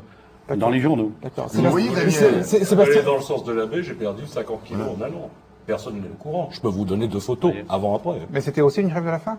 Non, pas du tout. C'était une restriction, c'était le fait que plus personne vous comprend, où vous arrivez au stade de Monsieur Mourmand, où vous vous suicidez, où j'allais dire, vous arrivez au stade de vous renfermer sur vous-même. Je ne suis pas suicidé, Monsieur Mourmand. Oui, enfin, il y a une incertitude sur le cas. Il y a une incertitude sur sa famille souhaite qu'on dise ne pas suicider. Sébastien Boller. À la décharge des journalistes, je pense qu'il y a une chose qu'on n'a pas dit, c'est que ce sont des êtres humains et qui sont sujets à, comme tout le monde, vraisemblablement, à un phénomène qui s'appelle la croyance en un monde juste. Quelque chose qui a été étudié dans les années 80 par un psychologue qui s'appelait Gardner, qui montrait, par exemple, quand on montre quelqu'un en présence d'un policier avec les menottes, le réflexe de l'esprit, c'est d'aller chercher des raisons, d'aller chercher des preuves, d'aller chercher des causes. Typiquement aussi, c'est l'exemple d'une femme violée. On va se dire, elle a bien mérité, elle a fait quelque chose, elle s'est habillée trop court. On va chercher ensuite des preuves. Quand on va voir quelqu'un qui est mis en examen, peut-être que le journaliste aussi, dans son enquête, va être biaisé inconsciemment il va voir une ferme, peut-être se dire, ça peut être quelque chose qui va rétablir de la cohérence dans un monde qui doit être juste, qui doit donc avoir des causes pour justifier le fait que quelqu'un est mis en examen et accusé par la société. Je crois que c'est très fort. Croyance au monde juste, il est présent dans chacun. Et ça compte. Je voudrais juste qu'on voit un dernier montage d'images. Bon, on a vu la manière dont les médias vous avez très très fortement accusé dans les premiers temps. Ce qu'il faut dire, Christelle, c'est qu'à la fin, depuis le 1er décembre, ils se sont bien rattrapés. Là, depuis votre acquittement, on croirait que tous les journalistes de France ont votre numéro de téléphone parce qu'aujourd'hui, ils savent où vous trouvez. Aujourd'hui, vous êtes libre, vous êtes tout à fait libre. Est-ce que le mot soulagement suffit? Évidemment pas à qualifier ce que vous ressentez ce soir. Non, le soulagement, c'est pas encore suffisant. Je dis le bonheur. J'ai vu aussi ce que ça donnait des prisons dans lesquelles il y avait trop de monde. Je vous remercie, mon père, pour ce témoignage. Donc, vous venez d'apprendre il y a tout juste 2 heures votre acquittement définitif, cette fois-ci. L'abbé Vielle a pour projet de retourner à Outreau, là où tout a basculé il y a 4 ans. L'abbé Vielle qui a déposé plus de 110 demandes de mise en liberté lorsqu'il était en détention. Un homme d'église qui attend des excuses pour peut-être pardonner. Marcher, méditer dans le calme et la solitude, l'esprit en paix. Un plaisir que s'autorise enfin l'abbé Dominique Vielle en cette première matinée de l'après-Outreau. Au téléphone, les journalistes se succèdent. On réclame son avis sur la réforme de la justice. On veut savoir s'il demandera des sanctions contre le juge d'instruction et tous les autres. Et à la fin de chaque missive, un petit mot manuscrit du président. L'abbé Dominique Vielle a mis du temps à réaliser. J'ai cru que c'était une blague. Et en fait, j'ai cru quand le gars il s'est présenté ce midi, là, pendant que je mangeais. Sur le coup, je me suis dit... C'est pas mal, c'est vraiment pas mal. J'ai demandé aussi que si le Premier ministre voulait bien venir à Outreau. Plus qu'un déménagement, c'est la fin d'un exil. Après 3 ans de prison et un éloignement forcé en région parisienne, ce matin, Dominique Vielle rentre chez lui. Ça va, Philippe? Ça va? Ça va très bien. Alors, tu vas venir dans le quartier? Revenir dans le quartier, une évidence pour Dominique Vielle, comme pour eux, qui n'ont jamais douté de son innocence. Des voisins, des amis, prêts à l'accueillir. Ah ouais, je suis content. Oh, j'ai dit, je vais aller dire bonjour. Ça me fait tellement plaisir de le revoir que, ouais, là, ça me... Aujourd'hui donc, pas de réunion, mais un repas de fête entre amis qui ont du temps à rattraper. Allez, à la note. Et puis, ça s'est bien terminé. Ah ouais. Comme un conte de Noël. Ah ouais, c'est vrai, c'est Noël avant l'heure. Alors, pas d'excuse des médias, on le disait, mais toutes les caméras à veau basque pendant 48 heures, est-ce que ça remplace? Je trouve assez curieux que les médias mettent autant d'acharnement à me mettre au trou qu'à me mettre au pinacle maintenant. Curieux. Oui, c'est un phénomène...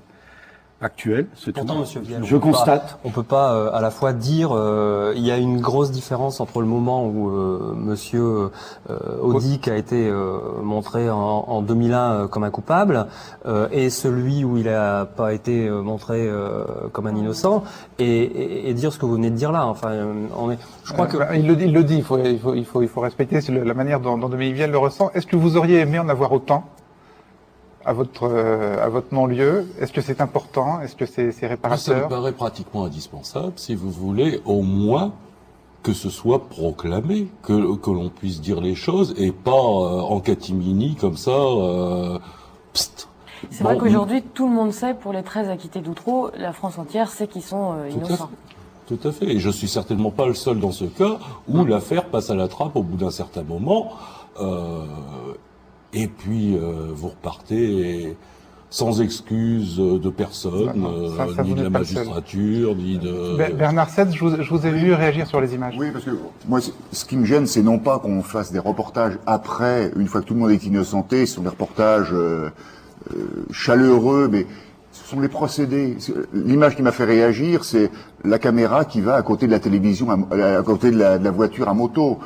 Je veux dire, pour moi, excusez-moi, mais je trouve ça un petit peu indécent quelque part, quoi. On utilise les mêmes procédés de fait au pied du palais de justice. C'est l'image qu'on voit là derrière vous. Voilà, où on se bouscule, etc. On essaye de piquer une image, et là, bon, à la limite, ça aurait été flou, on aurait mis un effet de loupe. Non, ça me gêne un peu, vous voyez. Bon, c'est sur l'écriture, image. On est une émission d'image ici. Oui, bien sûr. Et vous êtes un homme d'image. Voilà, qui me gêne personnellement un peu. Moi, je n'aurais pas fait ce plan-là, par exemple. Ce plan vous gêne. Je serais resté plus classique, plus humble, et peut-être davantage d'émotion que du spectacle. Vous êtes d'accord? Sur ce plan, une question d'image pour terminer, sur ce plan là qu'on a revu dans les écrans. Ah non, moi, par exemple, oui, c'est vrai que bon, la remorque, c'était peut-être pas nécessaire. Hein. À la remorque, non, mais Bernard Setz parle carrément de l'image de vous prise de l'extérieur dans la voiture. Oui, c'est vrai que c'est pas très heureux comme. Mais bon, c'est peut-être des jeunes qui débutent. Hein. Faut aussi, bah oui, il faut donner la possibilité à des jeunes journalistes de faire des erreurs. L'indulgence du curé. Mais en même temps, je vous dis, moi, ce qui me frappe, c'est que je suis assailli par les journalistes avec autant d'acharnement qui m'ont mis au fond du trou. Quoi. Mais attendez, en quoi ça vous gêne? Parce que comme mais ça me gêne pas. Si le jour où ça me gênera vraiment, voilà. je ferme ma porte. Vous êtes coupable, il faut qu'on dise que vous êtes innocent aujourd'hui. Oui, non, mais c'est pour ça. Je trouve ça très, très agréable pour le moment. Mais je dis, il faudrait pas que ça dure trop longtemps, quoi. D'accord. Rassurez-vous, ça va être dans quelques mois, on n'aura plus du tout parlé de ça. Ah, je suis pas certain. Je suis pas certain du tout. J'espère que ça va y revenir. Je suis pas certain du tout. Je pense que c'est une affaire qui est partie pour s'inscrire dans la postérité. Toutes les enquêtes qui démarrent. David Abiker. Moi, juste une chose. On a tous vu en visionnant ces images qu'on finalement on réagit différemment suivant qu'on sait ce qui s'est passé, ce qui a été fait, que les gens sont innocents. Il n'y a qu'une image finalement qui est invariante et où on devrait avoir toujours le même sentiment. C'est l'image de l'homme qui lynche. On l'a vu au début, c'est l'image la plus forte. Que vous soyez coupable ou innocent, et aujourd'hui on sait tous que vous êtes innocent, l'image de l'homme qui lynche, que le type il est fait ou qu'il n'est pas fait, moi ça me fait toujours pareil. Ça me fait toujours dégueuler. Un type qui lynche. Et qui lynche un coupable ou qui lynche un innocent, ce type qui crie au moment où on embarque le chauffeur de taxi dans le panier à salade, j'ai un sentiment qui est invariant. Et je me souviens à l'époque que j'avais trouvé ça dégueulasse, et a priori j'étais prêt à croire que vous étiez coupable à l'époque. David, qu'est-ce qui est dégueulasse? Que le monsieur crie ou que la caméra le filme et que la chaîne le montre? C'est le lynchage. C'est le lynchage en lui-même. C'est le lynchage en lui-même. Évidemment que la caméra montre un lyncheur, il y a aussi la recherche du spectaculaire, mais je pense que il y a des choses qui sont invariantes et qui sont moralement fixes dans le temps, quel que soit le sort des mises en examen, c'est notre réaction citoyenne face à quelqu'un qui lynche. Moi, j'ai le sentiment, le lynchage, et moi, il me fait peur. Tout le monde est d'accord. Ça me fait peur. Je voudrais juste appuyer. Mais non, tout le monde n'est pas si d'accord que ça, puisqu'on a fait que lyncher dans cette histoire, avec des caméras, avec des mots. Du courrier pendant toute cette affaire, du courrier de gens anonymes ou qui avaient le courage de mettre leur nom, ou dès lors qu'on a commencé à mettre un peu de doute, et ça a duré 3 ans. Aujourd'hui encore, il y a des gens qui. Non, mais ce qui accessoirement pose une autre question, et on va peut-être terminer par là. Est-ce que finalement, c'est pas pour plaire à vos lecteurs, pour ne pas choquer vos lecteurs, que vous en avez rajouté dans les affirmatifs, dans les photos, dans les noms? Est-ce que sinon, vous n'avez pas eu peur que vos lecteurs vous le reprochent, sinon? Ça n'a pas duré aussi longtemps. C'est après, quand on a fait marche arrière, qu'on a reçu du courrier. Et ce courrier, bon, on peut pas en faire état, quoi. C'est pas parce que c'est insultant, parce que c'est parfois orgueilleux, c'est parfois pire. Non, mais donc ça pose la question. Est-ce qu'on n'est pas un peu à la remorque de ses lecteurs? Quand on traite une affaire de ce genre? Quand on traite une affaire de ce genre, à mon avis, moi je réagis, je réagis sur j'essaie d'être pro, de savoir ce que je peux savoir et de ce que je ne peux pas savoir. Sans vous soucier du lecteur? De la réaction collective des lecteurs, de l'hystérie des lecteurs? L'hystérie des lecteurs, on l'a subi après, hein. Après. Et aussi parfois pendant, puisqu'ils vous envoient des courriers. Ouais. Très bien, merci à tous 4 d'avoir participé à ce débat. Merci particulièrement à tous 2 d'avoir eu le courage de venir discuter des erreurs de la presse dans cette affaire, ce qui n'est pas le cas de tous les journalistes nationaux, qui se bousculent moins pour venir. Si vous souhaitez prolonger votre connaissance de cette affaire parmi les nombreux livres qui sont parus, j'en conseille 3. Aux éditions Philippe Ray, Justice injuste d'Acacio Pereira, qui porte surtout sur le procès de Saint-Omer. de Georges Huercano Hidalgo, notre confrère belge que nous avons cité à de nombreuses reprises dans cette émission, Contre-enquête à Outreau, aux éditions Luc Pierce, en Belgique. Enfin, de notre consoeur de Libération Florence Aubenas, La Méprise, un livre très sensible, notamment sur la peinture qui est faite de vous 13, les 13 acquittés d'Outreau. Chloé Delhomme, romancière d'Arrêt sur Image, que dit le forum en ce mois de décembre? Alors, ces 3 dernières semaines, les internautes ont manifesté une certaine déception face au traitement des sujets centraux de l'émission. D'après eux, les questions posées sont souvent restées sans réponse, les débats manquaient de consistance et n'étaient pas très structurés. Les internautes les plus cléments parlent d'un petit côté bazar, qualifiant Arrêt sur Image d'émission un peu patchwork qui donne son avis sur le PAF, ils sont parfois très méchants. Les plus virulents s'emportent, je veux que quand un sujet est annoncé, il soit traité correctement et que j'en tire une satisfaction et un enrichissement intellectuel. Ces réactions assez dures ont fait suite à l'émission sur Cosmétique Attention Tabou et celle portant sur le coaching, où l'invité qui avait participé au programme Supermanie avait quitté le plateau. Alors pour mieux comprendre ce sentiment général, on va se pencher sur un cas très précis tiré de la dernière émission Polygamie, chiffres et fantasmes. Vous constatiez donc dans l'émission que les chiffres gonflaient au fil des ans, le nombre de familles concernées par ce phénomène étant passé de 3 000 en 2002 à 30 000 en 2005. On regarde l'extrait. Simplement, ce que je voudrais qu'on comprenne, c'est pourquoi un organisme qui est chargé en France d'être une sorte de thermomètre de la démographie, comme l'INED, n'arrive pas à donner des statistiques fiables sur ce sujet. L'INED ne s'y intéresse pas du tout. Je pense qu'aujourd'hui, c'est extrêmement difficile de faire une enquête pour demander aux gens est-ce que vous vivez hors la loi avec plusieurs épouses. Donc, voilà. Non, mais alors, ce qu'il faut dire aussi, mais il n'y a pas d'intérêt non plus, parce que je veux dire, il n'y a pas d'intérêt, vous voulez dire, de la part de l'INED. Oui, de la part de l'INED ou de l'INSEE. Le rôle de la statistique publique pourrait être de pousser un petit peu pour essayer d'avoir des chiffres. Là, on pourrait peut-être les établir. Par exemple, les caisses d'allocation familiale pourraient peut-être faire quelque chose. Donc, il faut avoir, si vous voulez, il faut qu'il y ait un vrai désir de connaissance. Le problème en France, c'est que généralement, il n'y en a pas. Alors, un internaute fait d'ailleurs remarquer, la question de fond semblait être l'estimation statistique du problème de la polygamie. Or, l'invité, qui représente l'Institut national des études démographiques, s'est révélé incapable d'avancer des chiffres. Il poursuit donc, ce cher Daniel aura peut-être dû tester cette experte avant de l'inviter. Tout comme une rapide appréciation de l'équilibre de la dernière victime de Supernanny nous aurait évité une impasse dans le débat.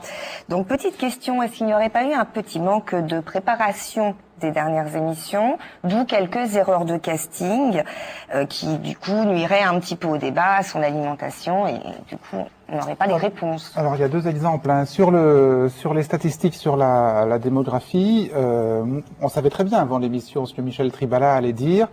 Elle allait dire que c'était très difficile d'avoir des chiffres et elle allait dire que quand on cherchait à en obtenir, c'est-à-dire quand on cherchait à introduire des données sur l'origine ethnique dans les calculs, dans les enquêtes démographiques, on n'avait pas le droit de le faire. Et c'est pour ça qu'on l'a invité. Moi, je voudrais être bien clair sur ce qu'on entend apporter aux téléspectateurs dans l'émission, ce que l'émission est et ce qu'elle n'est pas. D'ailleurs, je crois que c'est un internaute qui l'a dit sur le forum et j'ai trouvé la formule très belle. Arrêt sur Image est une émission qui soulève des questions, mais qui n'apporte pas forcément des réponses. Et en même temps, quand vous faites, c'est toujours le problème des intitulés en fait de l'émission, c'est que c'est vrai quand c'est sous forme d'une interrogation, on peut. Non mais reprenez celui-là, polygamie, immigration, chiffres et fantasmes. Oui, d'accord. On va s'interroger. Coaching, efficacité. Alors, non mais juste pour terminer sur celui-là, chiffres et fantasmes, on va s'interroger sur quelle est la part de fantasme et quelle est la part de réalité dans tous les chiffres qui circulent. Et si à la sortie de l'émission, on en sort avec une incertitude, je dirais tant mieux. Tant mieux, parce que ça veut dire simplement que les gens se seront rendus compte que les certitudes qu'on leur assène à longueur de journal télévisé toute la semaine, eh ben, ces certitudes n'en sont pas. Et qu'il faut pratiquer par rapport à ces certitudes le doute. Je veux dire, Arrêt sur Image n'est pas, pardon mon père, n'est pas la messe du dimanche où on va vous asséner une vérité révélée. Parfois, voilà, on en sort et le téléspectateur, au moins, sait qu'il ne sait pas. Est-ce que quelqu'un d'autre que Michel Tribala aurait pu, vous vous êtes posé la question quand vous aviez préparé l'émission, aurait pu apporter un autre éclairage ou peut-être une tentative chiffrée? Surtout, d'autres éclairages certainement. Le chiffre des femmes excisées en France ou des femmes victimes de mariages forcés ou des ménages polygames, certainement pas puisque ce chiffre n'existe pas. Et c'est ce qu'on voulait dire. Très bien. Alors, je vais passer à un petit arrêt sur montage. Toujours dans la dernière émission, vous aviez diffusé un montage mettant en exergue la manière dont les JT traitaient justement du sujet de la polygamie. On va regarder les images en question. Commune des Mureaux, banlieue parisienne. 40 ménages polygames recensés, en majorité des Maliens et des Sénégalais. Il s'agit de la ville des Mureaux. À l'occasion d'un programme de réhabilitation, elle demande aux 80 familles concernées de se séparer. La municipalité des Mureaux veut inciter les familles à se séparer pour mieux les loger. Alors, Inforumeur souligne à ce sujet un manque de rigueur d'arrêt sur image. Je cite, « En effet, l'exemple des Mureaux n'a servi qu'à démontrer le dérisoire de l'information abreuvée par une source unique. Le mécanisme aurait été intéressant. Qui a indiqué en premier ces familles? Qui a exhibé les Mureaux comme si c'était la capitale française de la polygamie? L'équipe d'arrêt sur image a peut-être, elle aussi, travaillé un peu trop vite sur le sujet. » Alors ma question, c'est pourquoi est-ce que vous et votre équipe, vous n'avez pas mené vous-même l'enquête au lieu de juste stigmatiser là où les confrères avaient un peu péché par manque de sérieux, justement? Parce que c'est facile de dire, oui, les confrères ne font pas bien leur travail, mais pas d'apport. Parce que là, il y a une question. Non, mais là, c'est vrai que par rapport à ce que disaient les internautes, je plaide coupable. C'est-à-dire qu'il manquait l'explication au fait que les télés soient sans arrêt revenus aux Mureaux dans les Yvelines. On voulait la donner, puis voilà, le feu du direct, on l'a pas donné. L'explication dont j'en profite pour la donner maintenant. En fait, si toutes les télés sont allées dans cette ville, c'est parce que c'était une des premières à pratiquer la politique de décohabitation, c'est-à-dire d'essayer de dissocier les ménages polygames en donnant un appartement à chacune des épouses. Donc, une première fois, une première équipe de télé est allée tourner aux Mureaux. Puis après, vous savez ce que c'est que ce qu'on appelle le suivisme des journalistes, une deuxième équipe, une troisième, et puis finalement, les Mureaux sont devenus la capitale de la polygamie française uniquement parce qu'ils menaient cette politique pilote. Très bien, je vous remercie. Ce sera tout pour cette fois. Merci à vous, Chloé. Merci de nous avoir suivis. Je vous souhaite de très joyeuses fêtes à toutes et à tous. Et Arrêt sur image revient le premier dimanche de 2006 à l'horaire habituel.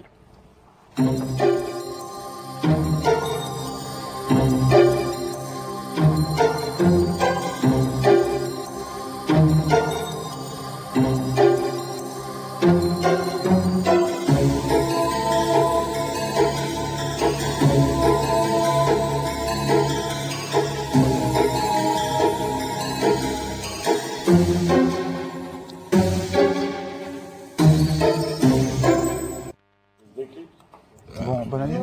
Instance de notre conseil de surveillance. Ouais, c'est ça. Bon. Qui fait pas de concession. Vous l'avez pas dit ça, j'ai pas vu sur internet.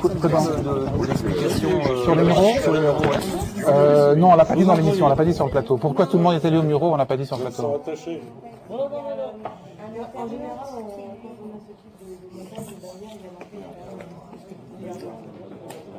Je pense que c'était d'assez bonne qualité.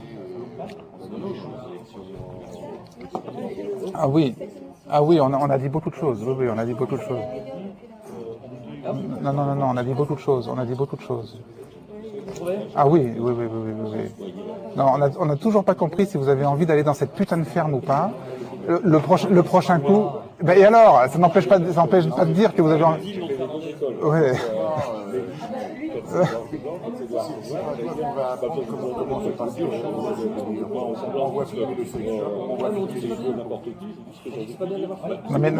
Non mais ça c'est le problème des premiers jours. Les premiers jours, ok, mais après, François Coupe de Pâle, on est aux 35 heures et on doit être aux 5 à avoir fait l'affaire. Non, mais il aurait fallu le dire. Mais si, il aurait fallu le dire. J'ai la haute direction qui déjà va veiller parce que j'ai déjà dit pas mal de choses. Oui. Non, c'est clair. Ouais, c'est clair.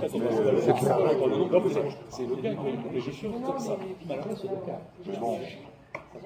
Non, ce qui me gênait à la fin, c'est que on prend les mêmes procédés de poursuite Non, mais c'est la même chose. Non, mais c'est exactement la même chose. Soyons un petit peu. Non, ça a été très bien dit. Non, ça a été très bien dit. Ça a été très bien dit. Ouais. Bon. S'il vous plaît, messieurs les acquittés, il faut que je fasse ma bande-annonce. Je vous retrouve dans 2 minutes au démaquillage si vous avez le temps de m'attendre 2 minutes. Ça me fera plaisir. Merci à tous.